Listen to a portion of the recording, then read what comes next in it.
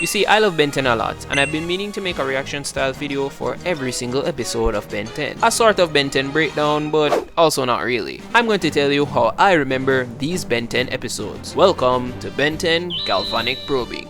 So we start off with a space battle of the ages, and we can see that shit is getting fierce. But we cut to that Earthling type shit where our main character is hanging from a tree with no hands.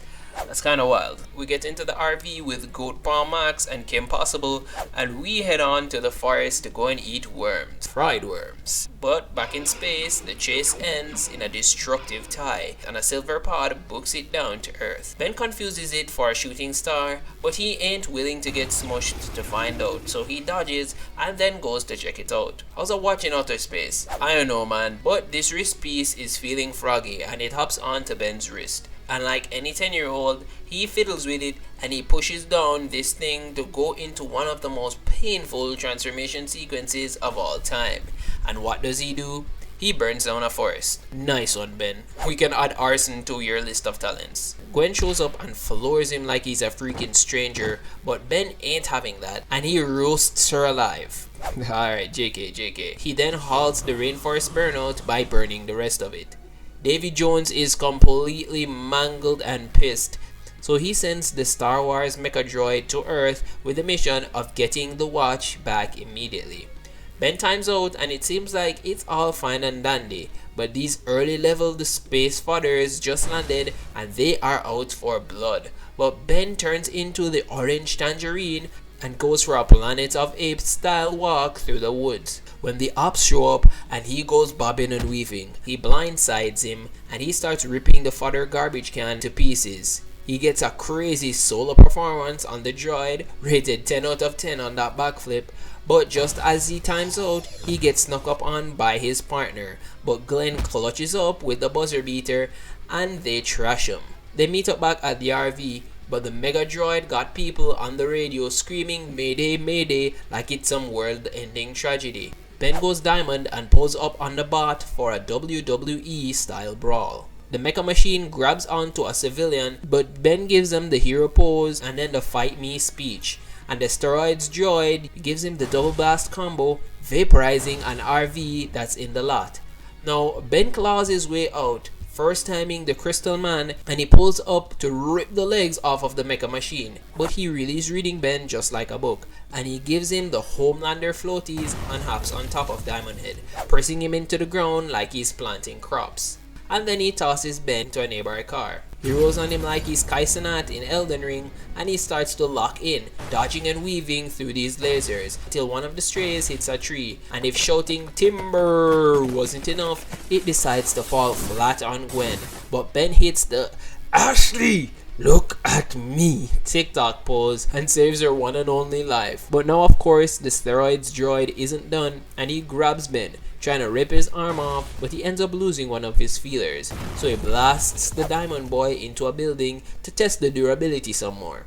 He goes for what seems to be a finishing blow, but Ben ain't having it and reads the tutorial instruction and realizes that he can actually reflect beams. So he does, and oh boy, Robo Boy is cooked. He baits him and then he reflects the beam with the signature button mashing combo and sends Steroids Droid into the afterlife. Vilgax sits above, mauling, while Ben goes and does his best A-Train impression and hangs Cash and JT from their underwear. So there are two people in this house and it's crumbling like a bag of ramen after you sit on it. But Heatblast comes in to clutch the moment and he pops out not only to stop the house from literally falling apart, but he absorbs the flames because he's just that guy. They maneuver their way out in style and hover in a literal flame tornado, but before he can nab himself some golden Sumo Slammer cards, Ben gets wind from the 10-year-old Emma Stone that the house fire wasn't the main target, it was some crooks trying to get some bling. Team Tennyson give chase on some Batman type shit when Heatblast busts the jobless reincarnation spell with no incantation fireball and pops the car like it was Bop It from back in the day. And he rips the door off like it's made of Chris Tyson's honor. It's just that paper thin.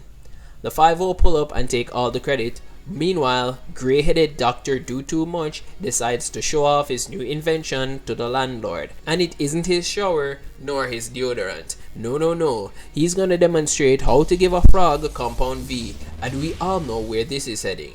But somehow, this invention ain't complete, and he needs to raid the local Walmart in order to complete the contraption. So he does. And in the same time, Ben is there, wasting time looking for cereal prizes, and Grandpa Max is searching for sheep's balls or something. I swear this guy eats the weirdest shit. Uncle Animo, the modern Compound V expert, hops in and turns these pets into certified The Boys characters.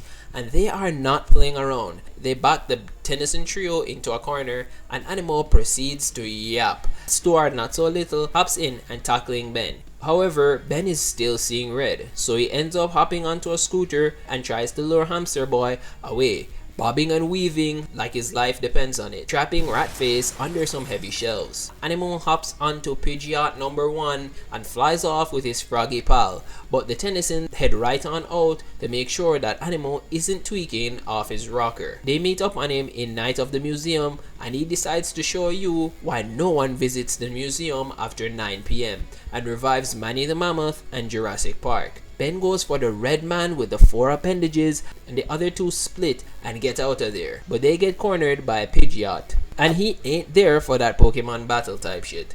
But Gwen, as per usual, is not low-hanging fruit, and she shows Bird Brains why she has 10 black belts, giving him the head clobber spin whip, sending the macaw running for dear life. Now cut back to Ben getting manhandled by the elephant. He tries to pull up and give Jumbo the hardest ride he can muster, but Jumbo eats that up and tosses Ben into some dino bones. Ben has finally had it, and he decides to channel his inner Beyblade and sends Peanut Breath flying. But Dr. Animo escapes on Gigantosaurus, and you see Bird Brains, he wasn't just taking those licks for free, and he flies in and takes Gwen away. Four Arms tries to grab hold of him, but too little, too late, and he beeps red and has to make an emergency landing. They finally catch up to prepubescent Firecracker, and Ben isn't playing. He goes stick bugging like there's no tomorrow and goes for the foulest rescue mission to save his cousin and take down the V'd-up bird. This rescue turns into an aerial tango where Ben drops Gwen off in Grandpa Max's arms. He heads over to Animo right before him and Gigantosaurus try to collect their pound of flesh, but Ben knocks him over, interrupting him. However, Tina the Rex ain't having that. She ends up lopping the Bugman on his back with her tail. He did indeed find a Sumo Slammer card, but he ends up having to give it up to save the innocent Doc. Animo goes full Homelander, boosting that laser in Ben's direction, but Ben dodges that easily and gives Tina the Rex the Nick Choice Awards treatment, blinding her with slime, and then nabbing the high-tech bucket hat and turning Tina the Rex back into bones. And of course, they bring this brute back to jail. If you want to be saved from Animo's Super V laser, click any one of these videos here.